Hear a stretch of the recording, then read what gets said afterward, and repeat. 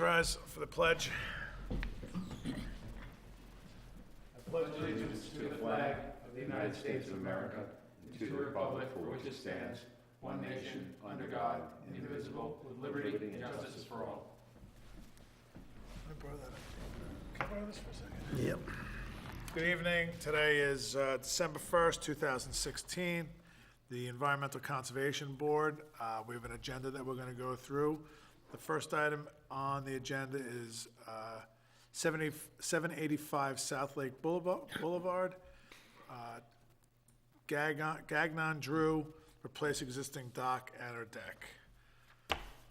Could you Good please state evening. your name and Good evening. My name is Bart Lansky. I'm the attorney for applicant Drew and Leslie Gagnon. They live at 756 South Lake Boulevard, and they have a lakefront parcel across the street, which is known as 785 South Lake Boulevard. If you're familiar with South Lake, as I am, Illighetto used to be the Terrace Club. Oh, yeah. Right after that, as you get that U-bend right there, the large blue Victorian, it's like an 1880s, very picturesque Victorian that he restored starting around 2002, is his. This lot is directly across the street. It's a smaller lot. It's around 50-something feet long. It's about 10 foot below the road level. So if you're driving down the street, all you see is some stockade fence from the road level. You don't actually see the lot. From the lakefront, you'll see a dock. There's some old precast steps in there from probably the 1920s. And the dock, I can't date, but as far as I know, it's been there for generations. So Drew, of course, is a friend of mine. I'm very familiar with the lakefront parcel. I've been there on a number of occasions. He primarily uses it for him and his two kids. His sister-in-law and brother-in-law live next door. They have a couple kids. And it's aesthetics, and he plans on staying there and using it. He has a boat. So he's expecting to park one boat on it. What I did with the design is it's a cantilever design, and so we're taking some pretty beefy steel. Part of the issues people have had on the lake, of course, is with the heavy freezing and this sort of weird weather patterns we've been getting the past few years. I'm sure you're aware of the bubbler ideas and the rest of it. So this whole thing sits above the lake, so you no longer have to worry about its supports going back and forth in the wintertime and people disturbing the nesting grounds for the fishes and what have you.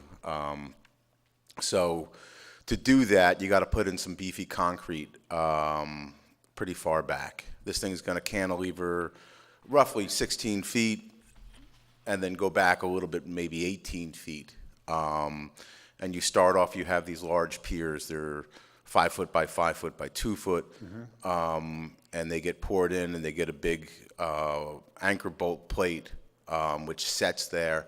And then you have another pier right behind an existing stone wall, which is probably from the 20s.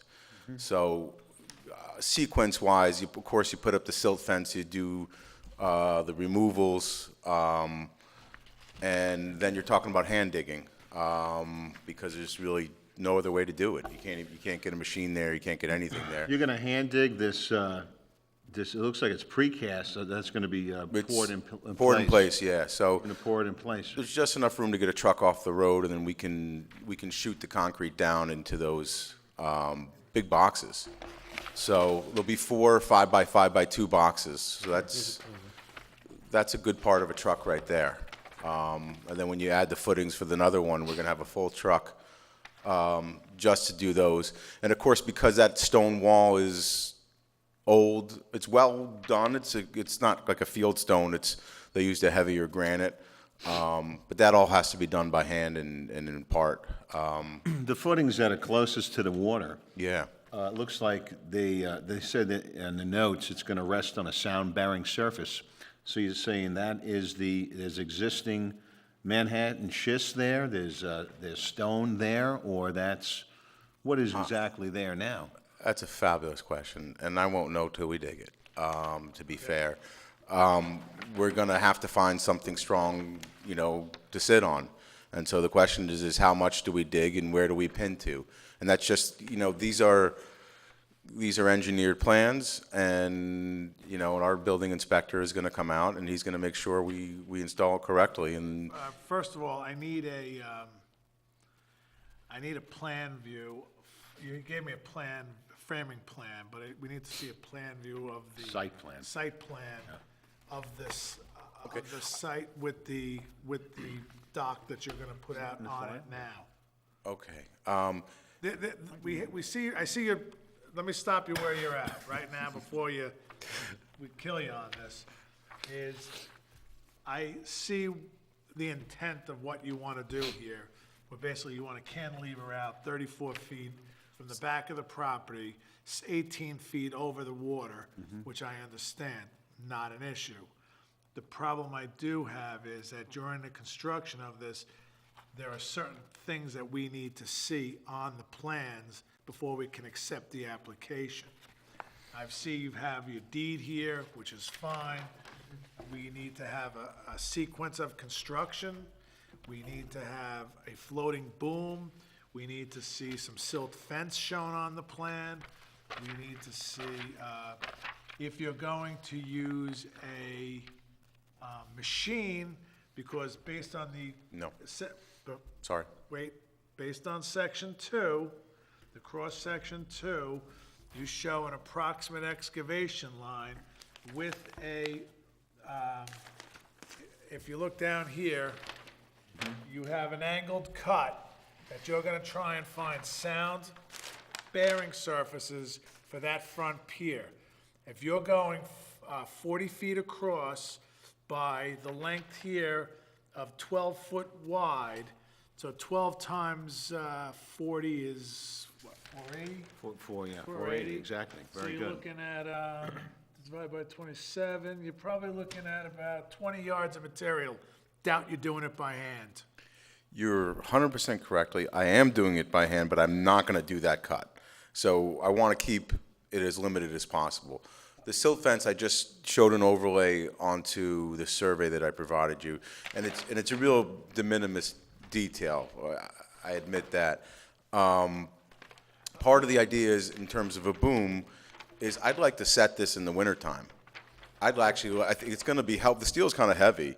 I'm hoping actually we have a little bit of cold this winter, as the Farmer's Almanac predicts. What'd you say about the steel? I'm sorry? The steel's going to be a little bit heavy, so yeah. so That's one I would length. like to be able to work on the lake in the wintertime, essentially, and so that would be helpful for me. So that's why I wasn't planning on a boom. I was figuring that a knuckle boom off of a flatbed would shake the stuff down, and then we're gonna Force it into play. and then we're going to force it into place. And I was hoping to work off of the lake, to tell you the truth, in the ice. wintertime. That would be Okay. ideal. I don't know if you all remember when they built that house out on the point, and they were Yes. Sure. shuffling concrete, and they drove the machine across the lake. And Yeah. I don't expect to have any equipment, but I'm figuring maybe something small to help lift. I'm curious what the weight is of that, Those beams? 40-footer, yeah, that's got to weigh. 14 by 22. 14 by It's probably going to 22. be about 1,000 pounds, but Not here. that's a guess, just from my it's on the experience with steel. So I'm not saying this is easy construction. You know, my friend asked me for a lifetime fix. Right. And so, you know, most of what's out on the lake here is things which last 10 or 12 years or 15 years, or you have to take it in the winter. But to truly get above the water line and truly have a lifetime product for your family, I think this is what's entailed. Over the steel, you would use pressure treated and, or Trex or something? There's going to be Trex decking. Now, in between the steel, most likely he'll use pressure treated, because you're gonna bolt in between the steel. Right. Impervious surface. I know. Here's what, Bart. Lansky? Bart? Bart. Bart. Okay, Bart. It's thought out. You've thought it out, but we have some guidelines that we have to follow before we can go ahead and move this application forward, okay? I've done one or two engineering projects in my life, And this looks like a well-thought-out plan without checking, looking at calculations or whatever with the two foundations that you're doing. I get it. But as far as the environment and the wetlands are concerned, we have some parameters that we need to have addressed, okay? So, again, I've looked through, I see you have a schedule here in the back. Yes. Which kind of gives us a sequence of work, which is fine. We need to see, I have your site plan here now, and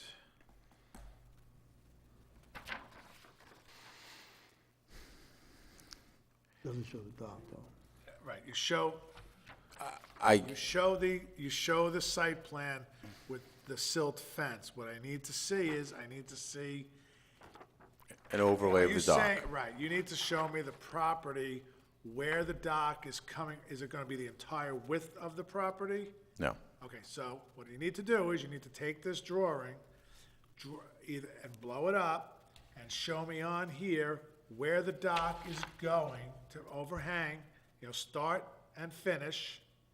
So this way we can see where it is, the plan layout of what you're planning to build, where you're gonna put your silt fences. You show one, silt fence there.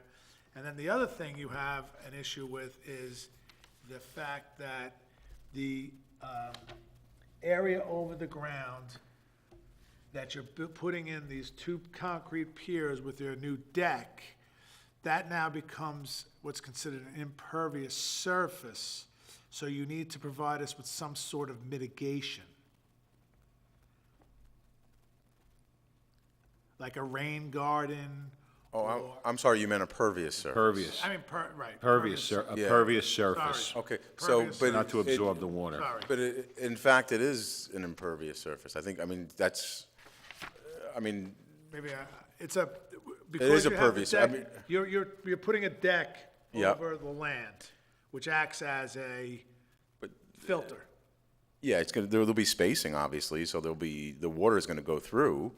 Right, but when we at it build that way. decks and, when we do decks. It's like a and- roof. It's like a roof. They consider it a roof. consider It's it a roof. deck with, that's what they consider it. You have about 1,400 square feet, or maybe a little less, of area just on the decking alone, okay?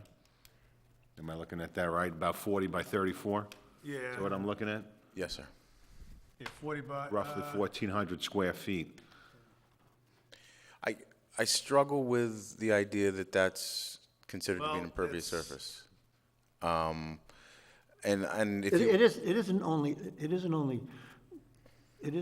the quantity we're talking about, okay, being impervious. It's also impact on quality. So that's why that. 1360. That's what That's it is. why so it's a part of it. There's some subjective, obviously, we're worried about quality because we think there's gonna be degradation in the quality because you're using a deck over areas that weren't there before. And it's fairly, we do that all the time. stream of consciousness, obviously the structure here is gonna support itself. If I had some pockets in here for landscaping, if I had an area or two which I took some of the decking out, not over the lake, of course, but over the back area and did some pockets of landscaping, would that alleviate the concern? Sure it would, but but it has to be a calculated area of it. If you go on the Calculation. website, there is do we have it in the file? We have that thing with wetlands? Calculations. I don't think Look it's. for rain garden. Rain garden Rain garden calculations. calculations. You might find something on the website, Yeah, too. maybe. Or go to you the can website, and call the based on the secretary, she'll area give it to you. that you're putting up, 1360, you may only need to give us an area of 5 by 5. Right. With wetland plants in it to act as filters. Probably a little on a more than that. portion of the property that is not getting the deck. You know, And you would have to show that area on your plan You as give well. back that. Why are you, let me I- let me ask you another question here. I'm looking at what's there now, and I'm assuming that this diagram and your photographs accurately depict what's there, okay? Yes, sir. And all of a sudden, you're adding a 40-foot wide deck.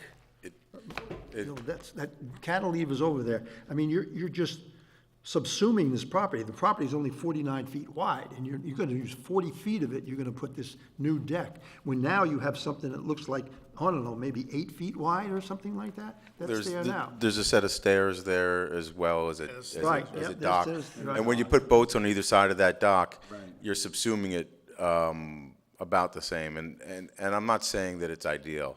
I'm saying that, you know, this is common on Lake Mayapack, and it's common to have a 40-foot small, wide deck? to have a small footprint. A 40-foot wide? And to try to manage. I mean, what you're talking about for use Yeah. isn't gonna vary much. You have. Recreational, You I have four understand. people who are gonna be sitting on beach chairs Right. right now, and there are going to be 4 people sitting on beach chairs next year. It's, you know, we can certainly look at adding some plants, and I can review the What- rainwater. You don't need 40-foot wide for 4 people on chairs, okay? You certainly don't need that. And only reason, look, you could, I mean, there's allowances for this size, okay? But what I'm trying to say is that if you cut it down, then your mitigation is gonna be cut down also, okay? And that's just giving you some food for thought, that's all, okay? If you cut down the size of it, this seems like, you know. I'm going to review And this is other the first thing time, this is the first time I've heard that a deck is not considered to be pervious. We've always And ruled that way from, Years. I've never appeared in front of this board, but I've appeared in front of 50 or 60 boards. I'm a land use attorney. This is in my rubric. And also, I build decks occasionally, and it seems like the water goes through. So I'm surprised. That said, this is your interpretation. I'm going to go review the rainwater garden. I'm going to go look for plants, and I understand you want to see this in a plan view, and I'm going to do my best to satisfy the board. Okay, the other thing too is, I'm a little hesitant about approving something in which we're not sure whether you're gonna be able to put these footings in here. I mean, you say you're gonna do it by hand, okay, let's say you do it by hand, but how do we know that the material is gonna be sufficient material? You need some, I mean, these footings are very large, you're gonna have some significant forces on particularly on the one that's by the water there, okay, that's fairly significant. I understand that, that not all jobs are simple, and that this might be a little bit more trying, but, you know, we have a regulatory regime in place. We have a very competent building inspector, and we have a stamped plan from a licensed engineer, and it's going to be done in accordance with that. And it's been my experience in this town where a building inspector feels like he needs additional help, he asks for testing. And so if he comes out there and looks at it and says, I don't think you have 3 tons of bearing capacity, I want to see a nuclear densometer test, then that's his purview, and we'll go get it tested. Have you talked to the building inspector? Yes. Personally, I've done a number of projects in town. I'm very familiar with pretty much everybody upstairs. Okay, have you talked to him about this project? Yes, I have. But, you know, that's his choice. We're going to call him for a footing inspection, and he's going to come out and look. And so, you know, I understand that this isn't simple, but sometimes that's what you run up against. I get it. My other question to you is that along the bulkhead, the existing bulkhead, you have somewhat of a wall that's not in great shape, or something, I don't know. It's withstood the long I test of understand. time. I Is think that gonna stay in place, or you're removing it's it? going to stay in place. I think it's very deep. I think it's quite deep at the base. I think they did a good job building, otherwise it wouldn't be here for 100 years. So I have myself, I have a piece of lakefront on Lake Mayapack, and that wall didn't make it from all this time. This one did, and it's not too far away. You don't have a stockpile, a location identified anywhere, do you? A On what? any of the map? Stockpile location? No, I did not identify that. I mean, the standard procedure, of course, is, you know, we're gonna stay as close as we can. The whole place has sand on it now. He's trucked in sand, cow bay, and we have a cover of that. And so the idea would be to remove the sand when we start off, and then you're talking about the excavation of the dirt by hand. And I understand that we're going to silt fence around whatever stockpiles we do. If they're there for more than a few days, we'll seed and hay them. So But we need to see a plan of that. You put it on the site plan, you can Site just, plan, you show pick it a on the spot. site. I mean, we're talking about 10 yards of material. Yeah, But, so okay, material staging area, put an X and, I understand. Bart, we're trying to be consistent. This Okay. application to applications we've looked at 2 years ago, we're consistent with what we asked for. That's good. And, these are things that, we look for, we want on the plans because it makes whoever goes to regulatory agencies to go out there to look, they say, okay, it was all addressed, and then we can move on. And, that's a very precious resource we have over there, and we're here to protect it. that's all. That's all. Protecting the lake. I couldn't. You know, agree more. something you want to put also in your notes is that if you plan on doing this by hand, and using the method, that you're saying, then you want to be out there during, it has to be a deep freeze, it has to be a frozen lake in order to move this out. Well- Otherwise, we're gonna, you're gonna need to see that, the booms. I understand. I can put a note on the plan for the booms. My hope and dream was that that I would get a quick approval. We'd be able to do the digging and set the concrete before it got too cold, and then set the steel when it was cold, because I need frost for one and not for the other. I get it. That was the hope and dream. If obviously we're working over a lake, then I'm setting steel differently. I got some kind of boom on a truck, and we're not even in the lake, but there'll be a boom there. But we just won't be able to be on the lake. Also include in the Also- site plan, a spill kit, in a spill kit location, just for the equipment that's gonna be up close. If there's a release or a break in a hydraulic line, Okay. there's material there, so you you're wanna within the show the 100-foot spill kit buffer. on your site plan. Yeah, show the 100-foot buffer on your plan as well. You mentioned something about there's this existing wall, right? It says, I think it says here somewhere, it's the stone wall. Is that Yep. what it says? And there's a photo there. But, yeah, excuse me. And do you know how deep the stone wall goes? No, he doesn't know. Drew tells me that he believes it's upwards of 4 feet at the bottom and less at the top. I don't think he's ever dug the beds. What's 4 feet? 4 feet deep? 4 feet wide. Wide, okay. At it's the 4 feet bottom. wide. And But how deep does it go? Because is it at least 48 inches, or at least, well, at least 3 feet or 4 feet below the mean water table? sir, I Because you're showing the footing, right, butting the wall, okay? You have at least about 3 feet down, okay? And if the wall isn't there, okay, I mean, you got a problem. when you get into construction, there are always things you come across. But once again, you have, the way the structure is set, you have the back anchor and you have the front piece, right? And that's gonna hold the steel. And this thing has to be on good capacity. I'm sure it's 3,000 pounds. So I have to get that on good capacity material. That's Okay, as but- simple as that. Okay, that's all understandable, and I'm not questioning that. What I'm Yep. questioning is that the wall goes down enough to buffer you from the lake, because you're holding the wall. The wall's gonna be holding the water back. Right. Okay? And if if the wall is not as deep as your footing is going to be, you're gonna have a problem. We're gonna have a little bit of a problem of some soil or whatever going into the lake. You have like a boil up. And because you're telling. If I have, I don't know if the base of the wall is grouted or ungrouted. I presume that it's grouted. That said, if we dig down and we're at the base of the wall or even below the base of the wall, and you see some water infiltration based upon the different height, we're gonna have a pump, right? And the lake water that comes in is gonna be pumped out, instantaneously, and we're all gonna hand dig, and we're gonna come right back in with fresh material. As soon as we can get an inspection, that's gonna go, we're gonna go right back in. I mean, it's a little tricky, Yeah. admit it. Okay, that's fine, but that doesn't answer the question, how deep the wall is.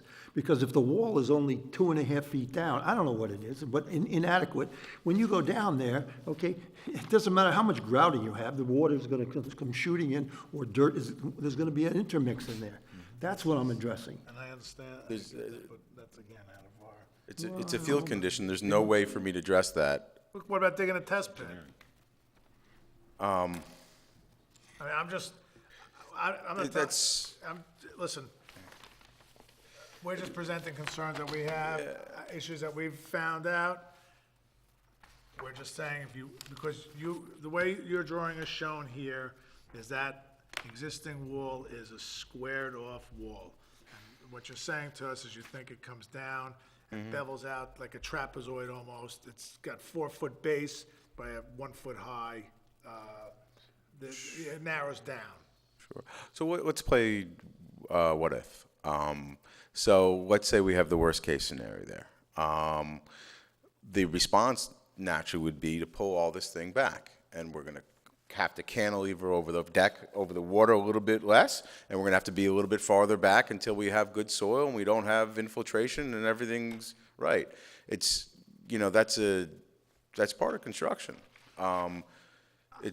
You'd make a field decision. Yeah. Yeah, but now the problem happens is this, because your steel's coming, unless you're gonna prefabricate the steel on site. No, steel's fabricated there, but Right, so I it's gonna pull be- back a little bit. Okay, but then your holes don't line up to your steel. So now you're gonna field drill steel. No, this whole thing moves. This You're steel. not ordering steel until your foundation's set. Well, no, I'm gonna order steel once I have approvals, and then we're gonna dig the foundations. If we run into trouble, those sets of holes are gonna move back. And instead of cantilevering over the lake 15 feet, we're gonna be cantilevering over the lake 13 feet. Instead of being 17 feet back for the edge of that first pier, it's gonna be 19 feet Right, back. you'll The whole set thing it- will just shift in. You have room to shift back, you're saying, Yeah, and so it won't protrude out into the lake as much. a couple of feet. Not my engineering decision. It's, I'm looking at, okay, just moving forward, based on what we see, Going back to what you said, what about digging a test pit behind the wall to see what the wall is like, at least? that's on his that part? prerogative. Okay. That's his prerogative. I'll certainly ask the homeowner This if is that's what- something he wants to do. Even if we dug a test pit, we're still not gonna know. We're talking about a wall which was built in the Right now, 20s. right now, we have no information. The test pit will give us some information. And some is always better than none. No matter what the information is, I'm gonna be stuck building it. There's gonna be no issue with the board. We're gonna, There will be an issue if there's an impact on the lake, and that's what we're trying to avoid. but if During construction and after construction. if Same deck. the mitigatory measures will be in place.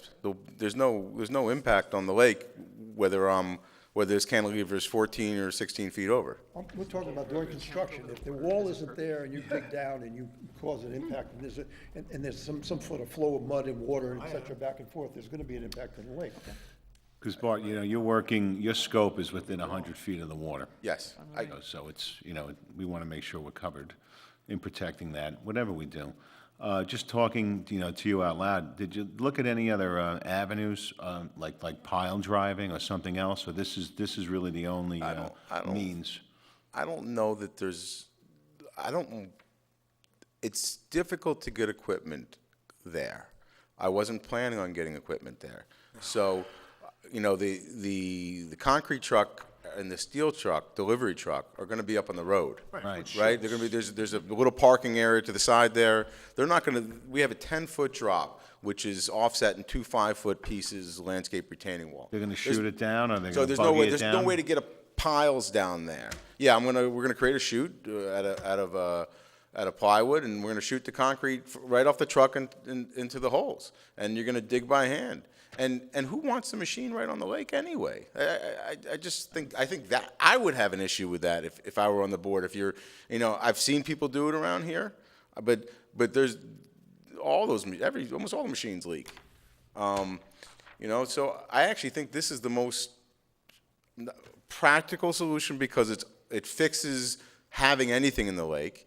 It fixes the long-term issues that it doesn't have to get redone in 10 years. You're not messing with all the stuff. It's a permanent fix for a so local family. This is what we're gonna do. We're not gonna accept your application tonight. We need this to be updated, and we need to have the following items added to the drawings, okay? You need to show a floating boom and the silt fence more, on a plan view that we have, and you need to show details of the silt fence detail, okay? Then you have to show the plan view with the dock of the property in relation to the dock. You have to put on the drawings all work to be done by hand.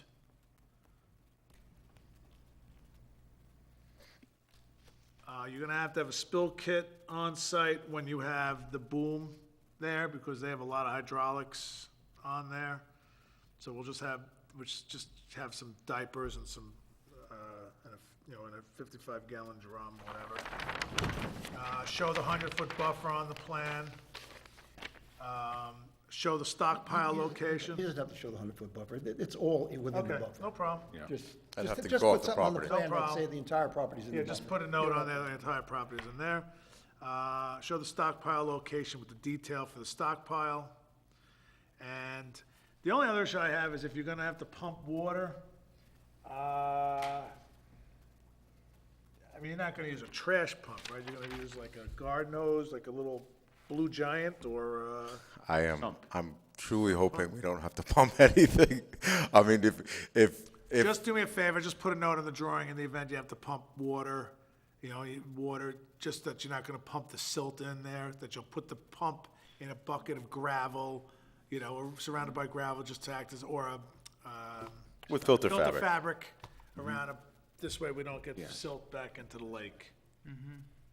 Also, do we need the calculation of impervious surface in the rain garden? Yes. Correct? Or Calculation. remediation, up to you how you want to remediate, but rain garden sounds like it's the easiest thing for you to add.